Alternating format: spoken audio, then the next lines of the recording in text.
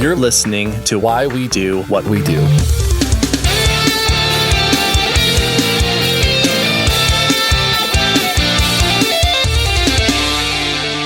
Welcome to Why We Do What We Do. I am your black and white host, Abraham. And I'm your not quite a whale host, Shane. We're a psychology podcast. We like to talk about what people and animals will sometimes do and why they do it and how they do it and under the circumstances under which they do it. I said that right, kind of? Yeah, mostly. And yeah, we've covered, so many topics. This is just so much fun and we just keep going and it's great. And we're here now to talk about something that's been happening recently in the news. This is sort of a developing story type story, but also it stretches back further than people might think. Yes, and so today we are talking about orca behavior. Now, as somebody who grew up in Florida, I have a particular fascination with sea life and marine biology. I was going to be a marine biologist before I got into behavior analysis. Cool. SeaWorld's right down the road. I live near the beach. I was always thought this stuff was really fascinating. But one thing that always kind of put me on edge was orcas because they were so big. Sure. And this episode didn't do them any favors. They make them likable, but also they're still very scary. Sure. Yeah, I can see that. And before we get into talking about orcas, I would like to let everyone know if you finish this episode and you like what you heard and you're like, I would like to support this show, then one thing that you can do is you can just subscribe. You can leave a rating and a review. Those are easy, cheap, relatively not time-consuming things that help us out, and we appreciate them so much. So please go do that. Other things that you can do include that you can join us on Patreon, where you get access to behind-the-scenes content, and I'll go over all of that toward the end. You can also pick up some merch at our merch store, which certainly helps us out. We got shirts and beanies and all kinds of things. And then, of course, you can start a organization to help save the orcas and call it Why We Do What We Do, Orca Saviors or something. Yeah. WWDOS. Yes. And we'll talk more about all of those things at the end of today's discussion.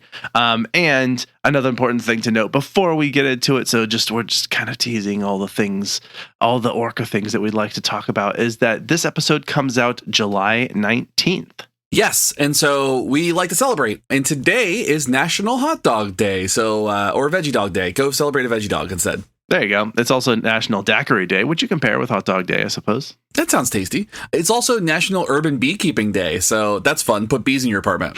It is Air Conditioning Appreciation Days, which is kind of, I think, the months of June, July, August, and maybe September in much of the United States, but, Yes.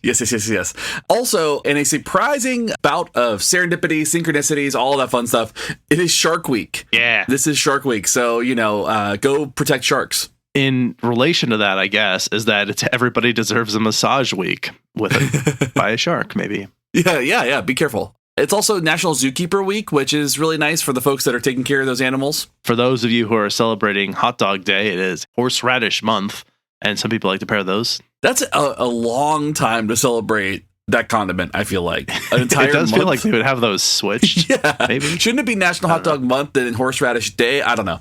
It's also National Bison Month. Awesome. And Wild About Wildlife Month. As you can tell, because there's a lot about animals, I feel like, in this month and in this episode. We're celebrating all the things. So I guess you can go get a hot dog with some horseradish in your air conditioning. If you are outside, get a daiquiri to cool down once you come back inside into your air conditioning. After you've gotten your massage, while Shark Week plays in the background, and you do some kind of activism around bison to protect them from people going to touch them and mauling them. Yeah, while hanging out with your bees. Yeah, your bees. Don't forget the bees. Get your bees some daiquiris. They might enjoy that to some extent, at least. Yeah. I'm not sure how bees do with alcohol in general, but the sugary part of it, they'd be all about it. I can almost guarantee that there is a study somewhere where bees drank alcohol. That is a good point. I know that that's happened. Because some scientist was like, you know what? We should get bees drunk. And then that turned into a research question. Yeah, scientists love to get animals drunk and high. That is definitely a thing that has happened in the past. And continues to happen. And speaking of animals getting drunk and high, we are talking about this amazing, gigantic black and white creature that lives in the ocean that you've seen on the news, that was the star of a movie called Free Willy and a documentary called Blackfish. And these are the illustrious orcas. Yes. So in this episode, we are going to figure out what hats, burping, great white sharks, and menopause all have in common. Love that. And this is partially inspired by the fact that orcas have been in the news a lot lately, because in the past few years, they've been attacking boats, and it made us wonder about other orca behaviors and the boat attacking behavior. And what does orca behavior actually look like? Yeah, so what you're going to discover in this episode, I think, is that orcas are really complex and unique social creatures. And I had a lot of fun putting the notes together for this one, because you think you know some things, and then you learn a whole bunch of new things, and it changes your worldview. It's wonderful. Absolutely. And I do think this one is going to be on the shorter end, just because I think it's fairly straightforward. We know the things that we know, and there's a lot that we unfortunately don't know, but it'll be interesting and fun to unpack these, because there's a lot of new stuff in here for me, and I always love learning new things. That's why I like to host a podcast. Yeah, it's why we do what we do. Beautiful. We did it. We said the thing. Let's go in and dive into a little bit of background about these majestic creatures. Now, the killer whale, the Orcanus orca, is a toothed whale species that is actually more closely related to dolphins than other whale species. And it's sometimes referred to as the blackfish or as grampus, though grampus is not used quite as often. So it's actually a dolphin and not a whale, which I think is really kind of fascinating. And that's mind-blowing fact number one. Orca whales are not whales. Yes. Yeah, exactly right. So the term Orcanus means the kingdom of the dead, actually. So that's in their name, the Orcanus orca, kingdom of the dead. In there, which is kind of crazy. So crazy. So scary. Yeah. So for those unfamiliar with the species, they are characterized by their black and white patterning, which is what I was describing as why I'm your black and white host, which is especially helpful for hiding in the ocean. Their dorsal or back patterning is a deep black. It's very, very black, while their ventral part of their body, which is their belly, is a bright white. And this actually serves to make them difficult to see from above, because in contrast with the water and the ocean floor, having them be black means it's difficult to see them. And then from below, it's difficult to see them because of the white contrasting against the bright white that is the surface of the ocean, the sky, and the sun, and that sort of thing. So it's kind of almost like a natural bit of camouflage in a way. Right, which is, really fascinating to think of something so large having camouflage. I think that's really kind of a unique thing. Now, there are some orcas that are classified as a type C type of patterning that have grayscaling, which is slightly different than what you are used to or what you normally see. And they look really, really cool. When you can look them up and see them, it's a very unique look. It's kind of jarring if you're used to the kind of black and white patterning that you see with orcas already. And then, one of the things that always strikes me is they have the sort of one of the white spots that's kind of around where their eyes are. It almost kind of looks like they're like cutouts for eyes, if you will, like they're wearing a big black mask or something that happens to cover their whole body. Yeah. Cowl, if you will. Yeah, they're really cool looking. Yeah. Now, regarding their size, they range anywhere from 20 to 26 feet in length, which is around 7 to 9-ish meters for our metric friends, and they can weigh up to 6.6 short tons, or American tons, if you will. So over 12,000 pounds. I learned something during this episode that there are short tons and long tons. Huh. Who knew? Yeah, didn't like that. They also have really good eyesight above and below water. They have great hearing and a good sense of touch, so they're incredibly sensitive creatures as well. And they have an incredibly sophisticated echolocation sense, even compared to other dolphin and whale species. So they are essentially primed to be able to be the best hunters in the ocean. That they're set up to have really great touch, really great eyesight, really great echolocation, really great hearing. I mean, everything works really well for them. Yeah, and most of the ecosystems where they exist, they seem to be apex predators, meaning that nothing hunts them. They hunt everything else. That even includes sharks, for a reason we'll get into a little bit later. Yeah. But yeah, they're huge, they're fast, they're very smart, they're very well equipped to dispatch with foes and food alike very quickly. Yes. So they have evolved to fill a niche, a very particular niche, very, very well. And so they are really there's not a lot of matches for an orca out in the water when you're out there. Right. So most of the species lives in the Southern Ocean, where the water is cooler and dense with other species that they hunt, including seals and penguins. That's their primary food source. They have a wide range in terms of geographic location compared to other species. However, what we find is that they are actually found all over the world, not just colder waters, but mostly colder waters is where they are. Like, that's where you're going to find the majority of the pods that exist. So as we were saying, because they are these expert hunters and these apex predators, they're sometimes called the wolves of the sea because of how they hunt. And for those who are familiar with wolves, wolves hunt in packs. And so orcas will often hunt in these pods, and they can swim at about 35 miles per hour in these little packs that they hunt in. And their techniques include a variety of really interesting behaviors, such as beaching themselves and their prey's safe haven. They'll go up onto beaches. Yeah. Like they'll even chase their prey onto beaches, because oftentimes the prey will think like, just get out of the water and then I'll be fine. And then the orca just comes right out of the water with them. Which has got to be horrifying. Imagine like being chased by something that's only in the water. You get up on land and you're like, good, I'm safe. And it walks out of the water after you. Like, no thanks. Yeah, exactly. That's what this thing does. Yes. And I'll actually add a little bit more on that. I hope I remember to come back to. They also will circle or surround their prey.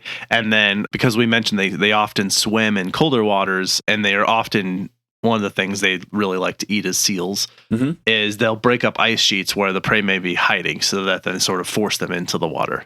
There are some really cool videos that you can see of a pack of orcas chasing this one seal. The seal is on like kind of an ice sheet, like in the Arctic. And you see these 4 orcas swim in a line underneath the sheet and just wreck the entire sheet. They just break it up into small chunks, so the seal basically has nowhere to go but into the water where they're at. It's really impressive to watch. It's like an aerial view of it, and it looks really, really, I mean, it's nature, so it's brutal, but it is a really, really interesting thing to see these 4 orcas together just say, hey guys, okay, we're gonna mess this up, here we go, and just demolish the sheet that the seal is on. Wow. It's scary. I mean, it's scary to watch. You go, I'm so glad that they don't eat humans, because if they did, we wouldn't stand a chance. There's no way. Yeah. Which we'll get to later. Now, there are about 50,000 orcas worldwide, according to best estimates, and with more recent conservation efforts, it is expected that the population will continue to climb, which is, that's one thing that we're going to come back to SeaWorld multiple times, but one thing that SeaWorld did was they brought a lot of awareness to orcas that exist in the wild and conservation efforts, and they kind of helped lead a lot of charges around that and helped with that kind of movement towards building that population again. Yeah, it's a controversial place for sure, but I think it's one of those things that just requires a nuanced look for all the different things that it did. Yes. But yeah, I mean, 50,000 maybe sounds like a lot, but for a species, that is a very, very low number. Yes. If you can imagine there being only 50,000 humans in the world, that would be like, it would look like the apocalypse here, because there would be so few people left. Yeah, that would be half of Daytona. There you go. And everybody wants to save half of Daytona. At least half. The other half can go kick rocks. All right. Well, we have some orca social media to talk about here in a second. But first, we're going to feed our listeners to the advertising killer whales.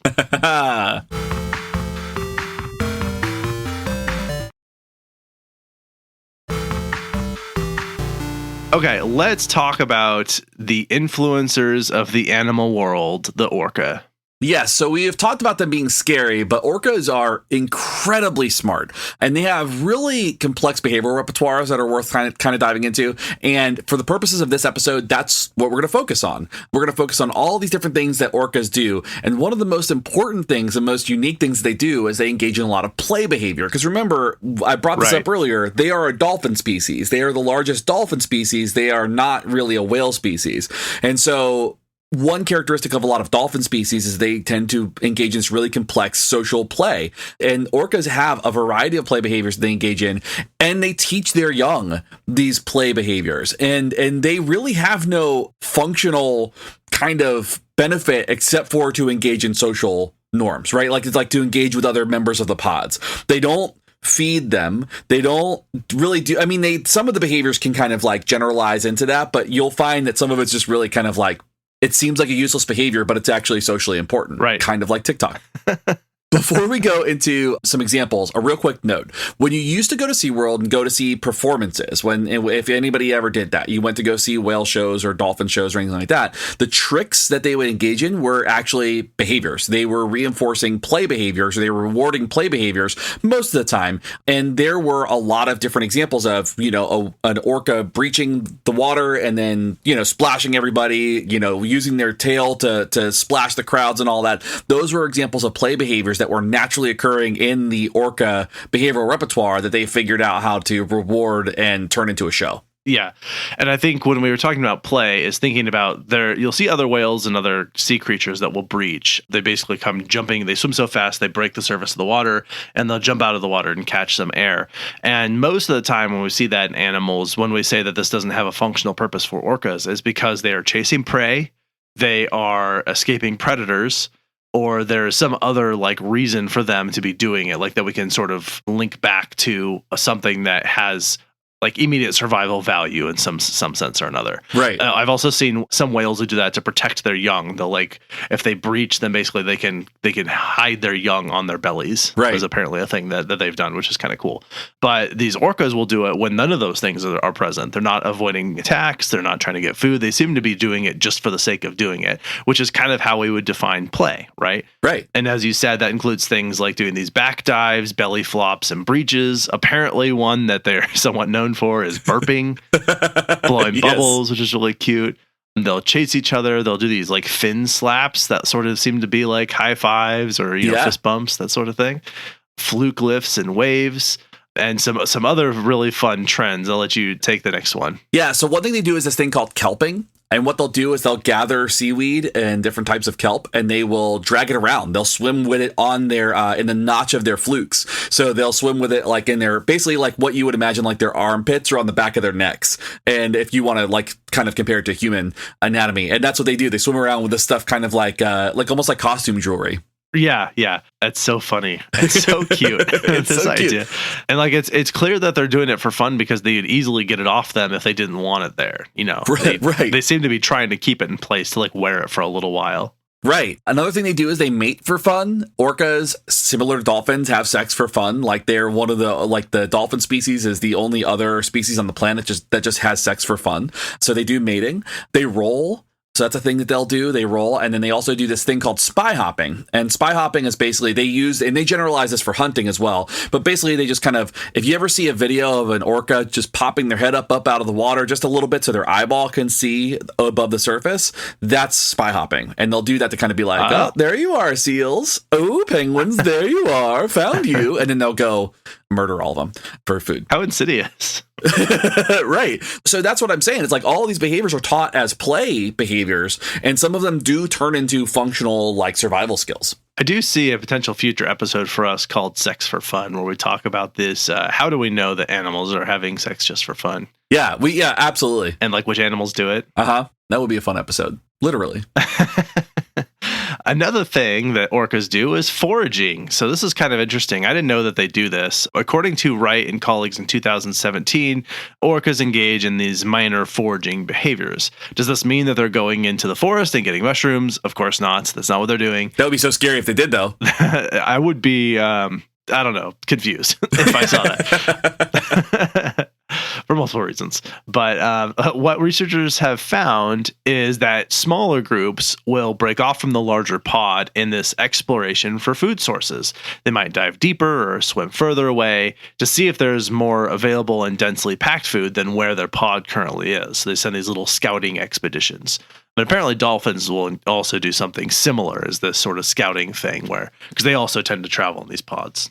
Yeah, and so then what they'll do is they'll basically they'll scout out, they'll find a food source, they'll come back to the pod and then bring the entire pod to this new food source. And again, their geographical locations they have a really wide range. A specific pod will cover quite a lot of ground, but they will kind of stay in that same area. They'll return to that area after they've kind of depleted a food source. Wow. Super interesting.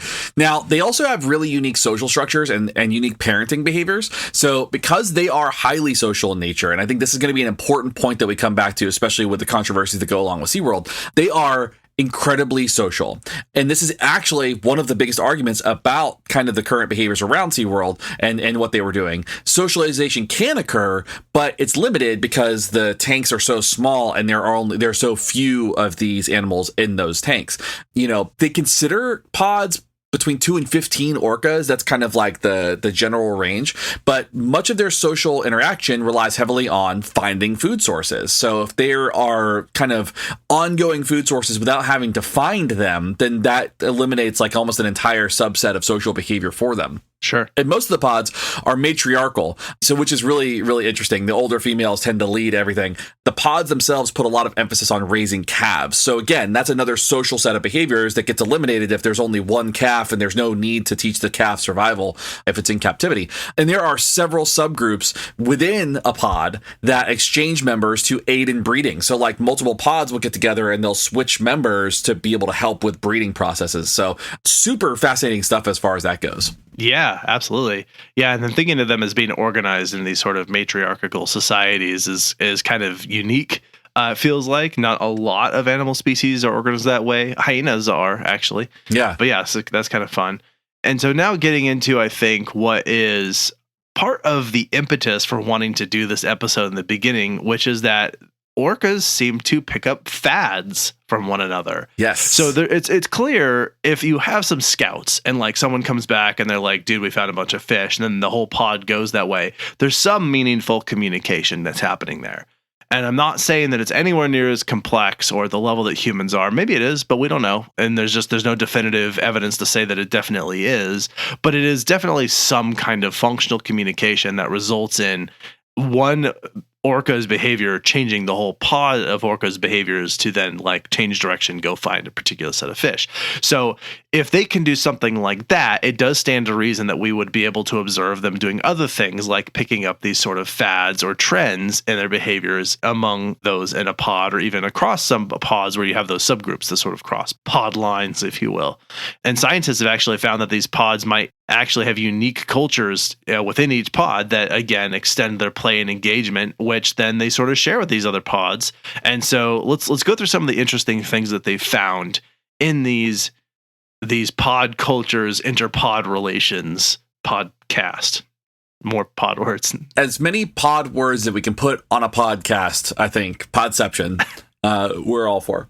So nice. One of the things I found really fascinating, and I always find languaging really fascinating, like how dialects and accents and stuff like that work, especially being from the South, and how, you know, it's called soda, right? And people say y'all, and then everybody else has it wrong. I always kind of really appreciate that. And then one of the things they found was that pods will have varying communication. The communication can change across the regions, and they suggest that pods might actually have unique dialects and accents, which makes me laugh so hard thinking about an orca that's got like a real Southern accent, like a real deep Southern drawl. It's like, hey man, that penguin that I had today was delectable. Ooh wee. Like, I just want to see an orca talk like that, and I love that idea. Right. I heard them sort of describing that in all these different pods, you'll hear these sort of clicks and whistles and these sounds that they make that it's really unique that they do through their nasal cavity, interestingly, which is part of why it has the sort of squealing tone that it has. Right. But if they go to another pod, they might hear similar sounds, but they have what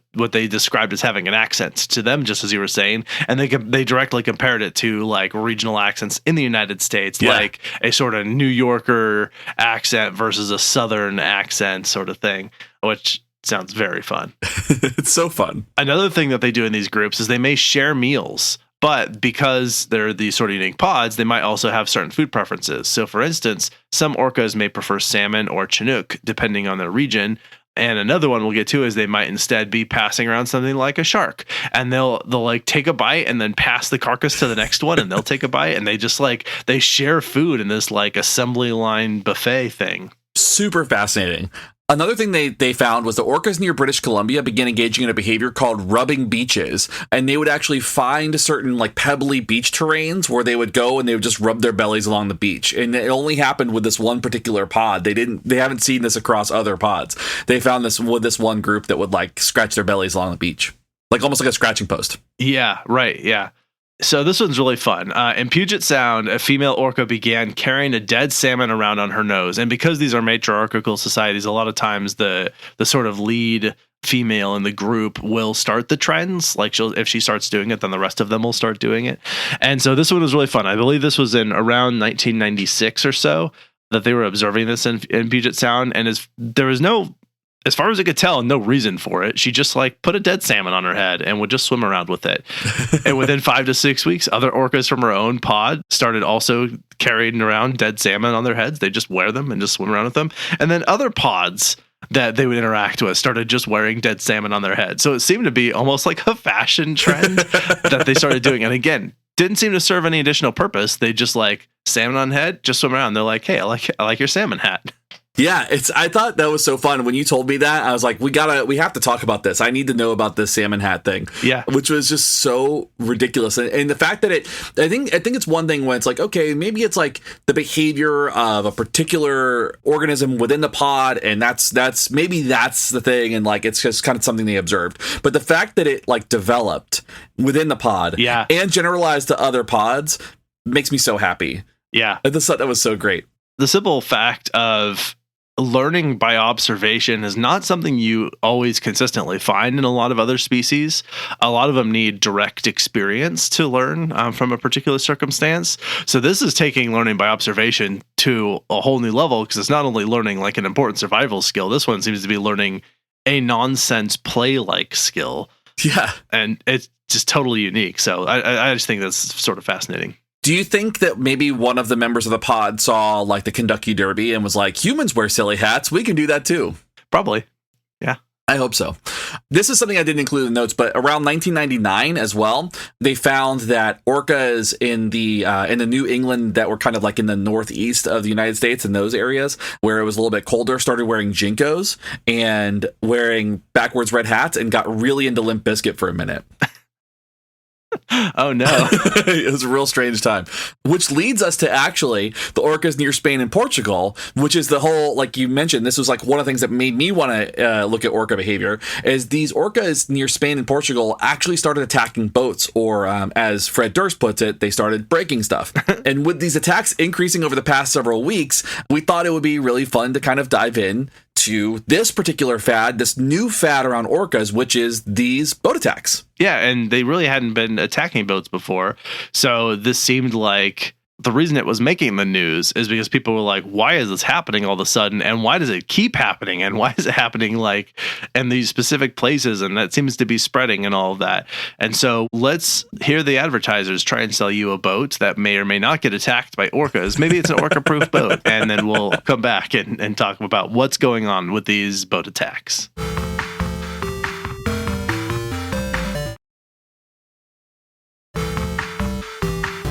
Welcome back. If you would like orca proofing for your boat, please use the code Why We Do What We Do Boat Safe, and you can make sure that the orcas don't breach your hull. Yeah, so many letters, so many letters. Oh God! But it's worth it. It's worth it to save your hide. Yeah, you know that 5% discount that you get from using our promo code. Orca proofing for your hulls. So this is a question that's been asked is why the boats? Why, of all the new fads, does this like kind of new aggressive behavior seem to be kind of picking up and on an increasing trend over the last few years even? So let's talk about this. And this is actually really fascinating. So this is not a new thing. This has been happening for the past 3 years, but it's been increasing over the last several weeks at the time of this recording. Yeah. Orcas in the Iberian Peninsula have been attacking many boats, ramming them and breaking off parts of their boats like their motors and their rudders. And if you know anything about boats, these are important for steering and moving if you are in water. If you don't have a rudder and if you don't have a motor, you might have a hard time getting around. Sails are great, but most of these boats don't have sails. Yeah, you're mostly just floating there. Yes, they've had to do like rescue missions. They've had to send people out to get towboats in, like to bring them back in. Yeah, and so when I said this is new, what I meant is in the history of relations between humans and orcas, they're not known for attacking boats historically. But in the last few years, this has been happening. And as you said, increasing in the last several weeks relative to the date of this recording. At the time, so everyone's sort of wondering why. Why are they breaking these boats? Why are they attacking these boats? And at the time that we're recording this, no one's really been able to determine what the purpose may be. Scientists really haven't been able to figure this out. Doesn't seem like it is related to hunting or mating behaviors. There's been several hypotheses that have been floated out, pun intended, about what might be going on here. One is that it's been hypothesized that this may be a play behavior. And one specific source that I saw suggested that it's possible what they were trying to do is they're trying to hitch a ride on the boats, and that's why a lot of the rudders and the things are breaking, is they're trying to bite onto them so they can get pulled along like a skateboarder holding onto the back of a pickup truck. What would you call that? Skitching? Skitching. It's skitching, yeah. Which is my favorite. Orca skitching is my new favorite behavior. I hope it's that wholesome and fun. I really do. Right. Yeah, so it's possible, like one hypothesis is that they're skitching, they're trying to catch a ride, but many believe this is due to retaliation for traumatization that may have happened to one single orca belonging to a pod. The most interesting part of all of this, I think, is, we know humans do horrible things and all that. And that's not really the interesting part here. The interesting part is that we talked about fads and how within pods, within these social structures, these orcas will teach these fads to other people. We talked about the matriarchal systems and how like the older female in the pod started wearing a dead salmon and teaching all this stuff. It appears that orcas in these pods in particular are teaching each other how to attack these boats, and they're getting better at it. This is wild. Yes. So at the time of this writing, they have sunk in 3 boats, but have encountered at least 505 separate vessels in the area since 2020. Just so you all know, it's like this is how big this thing is. The attacks are increasing rapidly over the past several weeks, and there are no signs of this slowing down. This is not something that has they're like, okay, it's kind of, there's a lull here. It's not really happening yet. They're just getting started. The party is just starting.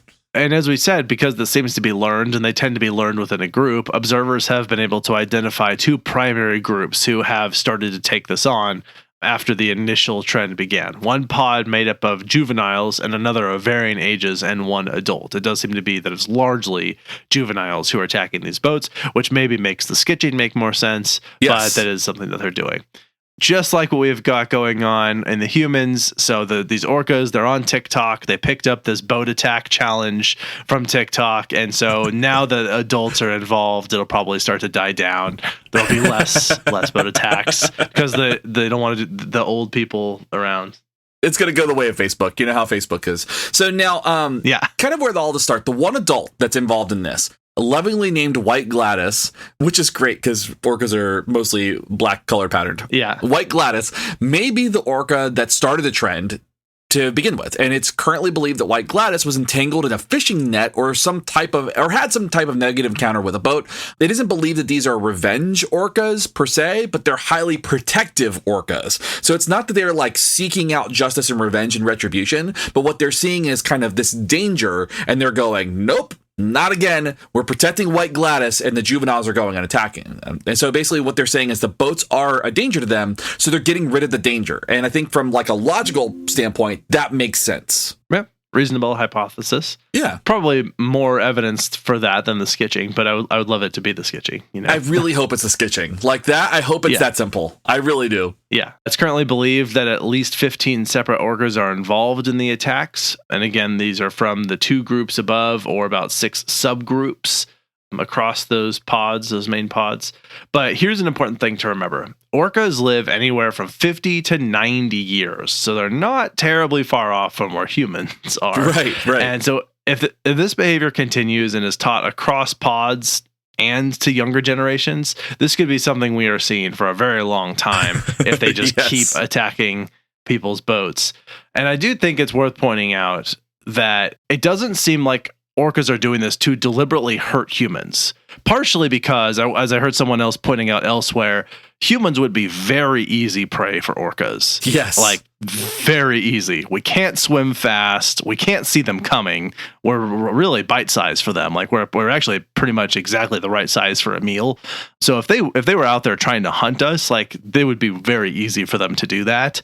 And they don't. So it doesn't seem like they're trying to do this to specifically harm humans, because they would do that thing if they wanted to do that thing. I have not at this point in time seen any evidence that orcas have ever like decided to eat a human I think that the situations that have like involved human deaths have been a whole number. There's a whole host of reasons, but in each of those situations, especially the ones that happened with the trainers at SeaWorld, like the orcas didn't eat them. Yeah. So that we're not like a tasty treat for them, and which is actually kind of nice to think about, that there's a lot of animals out in the world that don't want to eat us. Right. Since everything in Florida wants to kill us, all the animals, that is. Yeah. And the politicians, I guess. Yeah. Alligators, DeSantis, same thing. I think it's worth kind of diving into a little bit of science here, and we've shown some of the behavioral science around this, but there's a lot to unpack within this, and we are not marine biologists, despite the fact that I wanted to be one, because this is a developing story. The thing that it comes back to is that scientists cannot agree on why this is occurring. They know that behavior gets taught. They know enough about orca behaviors to know that they attack and they work in pods. They work in groups. They are the wolves of the sea. We know that stuff. We know they're powerful creatures. We know they play. We know all of those things, but we don't know why this is happening. And from a parsimonious standpoint, it makes sense that an organism can observe another and discover new skills in this observational learning piece, but it makes sense, but it doesn't happen very often in the animal world. That's what makes kind of humans stand out compared to other animals in the world. But I think it's just really fascinating right now that like scientists are like, we have no idea why this is happening. Yeah, but another thing that we can sort of speculate on here that does make sense within the context of how we understand behavior to occur is that if we think of the hypothesis that perhaps what's happening here is that boats are just seen simply as a threat. If an orca got tangled up in a net or was hit by a boat or whatever was the situation that may have triggered this, and then boats immediately become symbolically representative of danger, then it makes sense for that image of a boat then to be sort of a generalized cue for danger for orcas. They're not necessarily distinguishing like that one boat did this, but that boat belongs to a class of things that all look very similar that we should now regard as being a threat. And it's well within reason to think that an organization that can recognize danger, and an organization, a pod in this case, a group of animals or individuals, if they can recognize danger, that'll do what it can to eliminate that danger. So given that orcas are these apex predators, danger is something that they would not be used to and likely would just not tolerate. As soon as there is some kind of cue of danger, they're going to organize around eliminating that threat, particularly if it's an area where they are currently relying on food, an area for mating, an area where they hang out with their other homies, like they're going to protect that space. If we want to get into like some of the other ways to think about this too, boat as a cue for certain behaviors could exist for rewards as well. If you're talking about skitching, then hey, look, there's the like they're scoping out. It's like surfers finding those tasty waves, man. Like the cues for it, right? Like the waves that are going to be good and the ones that aren't. Like I know that I can hitch a ride on this boat, and there's sometimes where I can't, and that's kind of another thing to think about too. Is that basically what's happening is whether these are attacks, these are aggressive attacks, or these are play attacks, whatever it is, the boats are serving as a cue for this behavior to occur in this particular area. And it's not across every single pod. It's across these pods within this particular region of the world. Right. Yeah. Again, making it sort of this unique, almost cultural thing that they do. Yeah. It's the fad. They're the trendsetters, and we'll see if it transfers over. I mean, there's only 50,000 orcas, and the first one that makes it viral on TikTok is going to really mess up a lot of boats. That's right. But they'll be rolling then in those advertiser dollars. So hey, and so are we.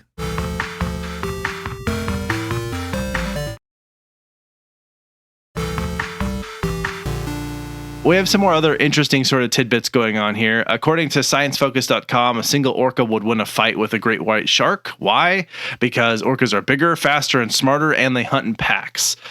It's kind of difficult to understand why we're so afraid of sharks when these orcas exist. They actually scare great white sharks, so you'd think that they should be more scary to people, and they are very scary to me, to be fair. But one of the things that I saw relevant to this is that, one of the trends is that certain pods will hunt these great whites.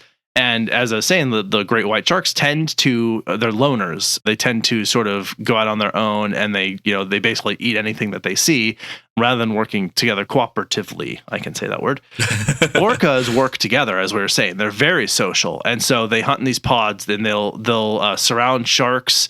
They'll screw with them, toy them a little bit. And then one of the sources that I found on this is they were describing, as I mentioned earlier, this thing where if they caught a great white, they would like take a bite and pass it to the next orca, who'd take a bite and pass it to the next orca. And they'd share their food. This big sort of sherry festival of eating shark guts. Yeah. That seemed to be this like social affair. And sharing food is also kind of a very unique thing that you don't see all that often in the animal kingdom, except among like parents and their young. Yeah. Sometimes just like hang out in a group, sharing a meal is not something that you see very often. So that was kind of astonishing. And you were saying too, like one of the things they do is they figured out basically, like it's not that they're like ramming the sharks and doing that. One of the things they figured out how to do is like roll the shark over. Oh yeah, That's right. Like weren't they doing that? They were rolling them over and like doing like all kinds of stuff to really like to really mess with the sharks. Yeah, they'd force it into sort of when the shark got flipped over, it seemed to trigger some kind of paralysis-like state, making it easy for the orcas to tear into it, which seems terrifying from the point of view of the shark. Yeah, also just mean. The other thing that I forgot to mention was that they would do these things where they would like karate chop the shark. Yes. Basically. So their tails, if you see them, are flat like a whale's. Yes. As you imagine them. I mean, they lay horizontally. So they would turn them sideways and they would like get like an angled dig at the shark and like puncture a hole in it. And there was even like, I saw some pictures of people where they had a shark body that washed up on shore, and specifically the orcas had taken out the liver. They went like Hannibal Lecter on the shark, and they were eating their livers, which they apparently really like, as shark liver is a thing for them. This is what I'm saying. They're so scary. Orcas are so scary. Yeah. There was a really cool study. McKellar et al. In 2022 published a study that focused on using behavioral skills training to teach trainers that worked with orcas skills to improve orca attending behavior, basically attending to a task, attending to a stimulus and stuff like that. And in the study, they were actually doing discrete trial training with orcas. They were running trial after trial after trial with orcas and getting them to attend to certain cues and attend to certain trainers during these training sessions, and were highly successful during this time. Wow. Yeah, that's cool. I've got to ask about this one since you put this together. What is going on with orcas experiencing menopause? They actually go through a period of menopause. So as they get older and they age, they go through similar like kind of like reproductive cycles that humans do. Their menstrual cycles and all that are a little bit different. Their pregnancies are a little bit different and all that, but they're mammals, and they do experience towards the end of their life cycle, they do experience menopause. Wow. Yeah, I thought that was super fascinating. They start drinking wine and picking out their favorite news anchor host to watch. Yeah, I would imagine that the hot flashes are probably really helpful for like being in cold waters. They're probably like okay with that. Sorry, I don't mean that to be a sexist comment. I was mostly joking about people that I know who've experienced menopause, and that seemed to be a thing that happened. Yes. It could be anybody. Anybody could get this way. That's what I'm saying. So, SeaWorld discontinued its orca breeding program as of March 17th, 2016. This was followed on the heels of some controversy surrounding the death of some trainers, as well as the documentary Blackfish that we mentioned. And so there was definitely some things that indicated that, I mean, as you were sort of saying, for orcas, this is like being kept in a very small prison where they have almost like they're being kept in solitary confinement because they have so little opportunities to interact with others, right, even though they're these very highly social creatures. So while this may have seemed like a good decision after the deaths of trainers, some are concerned that it will severely limit research opportunities to learn more about the species because, as we said, although there were these considerations around how the orcas were treated, also SeaWorld did fund these efforts that led to research and awareness and generally learning a lot of important things about orcas. And so many folks don't realize that SeaWorld is active in many conservation and research areas while simultaneously trying to engage in entertainment opportunities.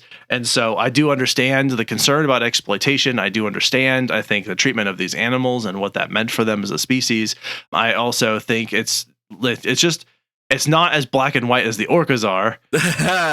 It's more like a type C orca. It's more of a type C orca. Yeah, there's just some gray in here because it's like, yeah, we don't have to agree with everything that they've done to agree with some of the things that they've done. You know what I mean? And we don't have to disagree with all the things that they've done to agree with some of the things that they've done. We aren't defending SeaWorld. Good on them for making change because that was something we can hope for. And when we know better, we have to do better. So it's nuanced. You know, that may be a missed opportunity for some more learning to happen on our end. And if that maybe had to come at the sacrifice of them giving up their breeding program, which was not something that we should have done anyway. And that's kind of like a thing that I wanted to really emphasize here is that, like, you know, the programs at SeaWorld, I would argue that SeaWorld's programs for conservation and some of the work they were doing were better than a lot of the other programs, at least like some of the things that they were doing and trying to put out, because you had other programs like other like aquatic theme parks that did not have the same protections, did not have the same research opportunities. There was a lot more exploitation on a lot less of a grand scale. And so you're finding that, SeaWorld is kind of now hopefully leading the charge for changing those conditions and working and improving those conservation efforts and getting creative with those research opportunities that are sorely needed to protect the species. Because again, there are only 50,000 of them in the world, and we need to make sure that those populations continue to bloom. So again, it's nuanced. It's a larger discussion for what this means overall for the species and for humans working with the species. Absolutely. I do have a few more fun little things that I found. One was that as we sort of talked about them going on to beaches to hunt as a thing that they do, apparently this is something that they specifically teach their young in many instances, is that mothers will push their calves onto these beaches so that the calves start to learn how to sort of flop and wiggle to get themselves back out into the water, because that's what they have to do once they've gone onto shore to catch their prey. They'll get up on these beaches, they'll grab their prey, and then they'll basically sort of flop back out into the water. And so they start teaching that from an early age. Yes. So that they have it as a hunting technique, which I thought was kind of wild. Have you ever seen videos of that? Have you ever seen that? Like what that looks like? I saw like a thumbnail of a video. I didn't actually end up watching the video. It is really impressive, but it's very scary. Like it's basically they charge at the beach. They're not like creeping up onto the beach. They are like flying at this beach. Yeah. It's like they come bursting out of a wave and then just grab a seal and then like flop back into the water, and that's when they start sharing their food. It's really intense. Man. Another one that I found that was kind of interesting is that orcas have what look like reunions. And there was actually just at the time of this recording a few weeks ago, they reported the largest reunion they'd ever seen that lasted longer than any reunion they'd ever seen. They call them reunions because these are pods that they'll come into contact with each other after not having seen each other for a long time.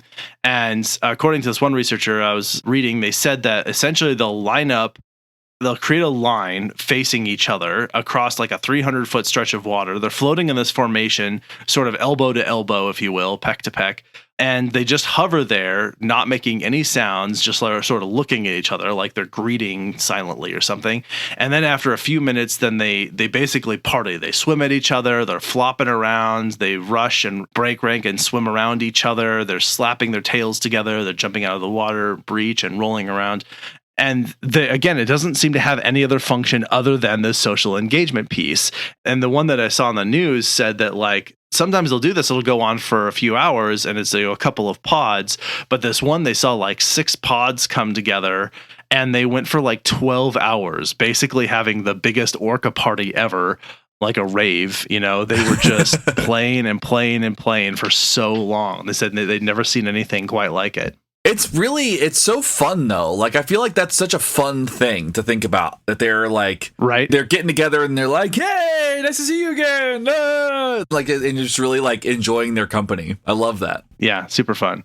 So anyway, those are some of the interesting things I saw about orcas. But anything else you have to say about orcas? I think they're incredible creatures, and I think I'm really excited to see what they discover about this kind of new thing, these boat attacks, and what it means for kind of understanding our place in the world and how impactful we can be with these species that we are coexisting with. I think that's just a really fascinating thing to me. Yeah, I mean, I think if we use humans, all we really have as ourselves is a template against which to compare social behavior.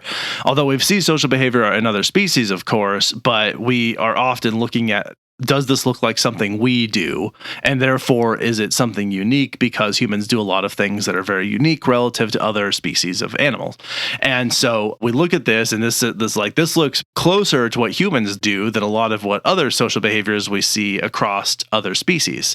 Where I'm going with this, I think, is that understanding like why they do this, we kind of have to speculate a little bit because we just don't see other creatures who are as sensitive to social circumstances as humans are, and as these orcas seem to be, where what their behavior is motivated by is social interaction. Right. Like that's a huge amount of what humans do.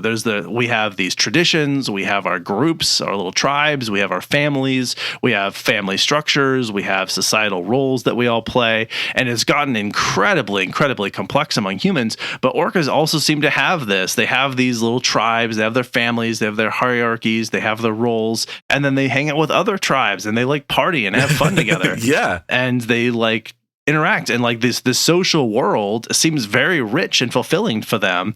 And it's kind of, fun to think about, like, well, when we have people who go to parties, what's going on with their behavior? Why are they choosing the things that they choose? And a lot of that we can understand relatively easily. Like, we can break down a lot of what's going on because we can ask people, we can talk to them, we can like directly go in there. But then we see these sort of similar things with orcas, and we're like, man, what is going on for them? What do they get out of this? It seems like we have to assume, at least on the surface, some of it is similar. Like, there's some amount of, like, I imagine there's some, like, I'm gonna hook the old orcas, like, I'm gonna hook up my daughter with this good orca son over from this pod, and like they're gonna end up with dowries and yeah, exactly, and trying to set each other up or just play and just have fun and all that. So anyway, without speculating too much on the specific topographies of their behavior and the functions of those behaviors, I think it's suffice it to say that we sort of look at humans as a bit of an analog, just because we can, but not necessarily because it's the most accurate. But it is still really fascinating nonetheless, just because it's so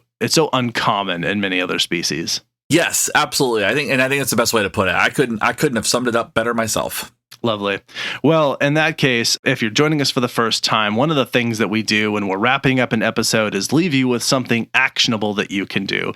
And that is to check out something that we found fun and enjoyable and think that you might also find fun and enjoyable, and we call that recommendations. But before we get to recommendations, it's important to acknowledge that if you would like to support the show, you can, as I said at the top of this episode, go over where it says, how many stars would you give this episode? And you just go ding, ding, ding, ding, all the way up to 5, and you click that, and then you can leave a review if you would wish, if you have time, talk about how it's the greatest podcast you've ever heard and it changed your life, or, whatever thing, just speak from the heart about how great everything is.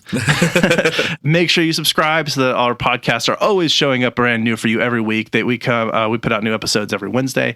And then also, as I said, you can pick up some merch at our merch store. We've got hats and jackets and water bottles and all kinds of good stuff over there. You also can join us on Patreon. And on Patreon, you get behind the scenes episodes, ad-free episodes, all this extra content. And there's some people who have already done that. And one of the things you also get when you join us on Patreon is a vocal acknowledgement from us every show. And so I'd like to thank Mike M, Megan, Layla, Mike T, Justin, Kim, Joshua, Brad, Stephanie, Olivia, and Brian for all of your support. Thank you so much. We really appreciate having you here with us and all that you have contributed to us and our mission and what we're doing. And so you too can have your name read in that list of people if you go over to patreon.com/WWD podcast and check that out there. Yes. In addition, I need to thank the team of people who helped make this show happen. Writing, research, and fact-checking by Shane, Jess, and myself. Production and editing by Justin. And then our social coordinator is Emma Wilson. Thank you all very much. Thank you for recording with me today, Shane, and all that you do. Thank you. This was a lot of fun. I'm glad. Yeah, this was fun.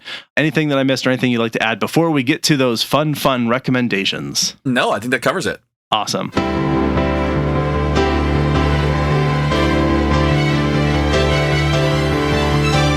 Recommendations. I discovered a documentary on Netflix, and I feel like I'm not going to say this is the greatest documentary ever. However, I feel like it's very particular, and I'm somebody who is just like really fascinated in like very, very particular things.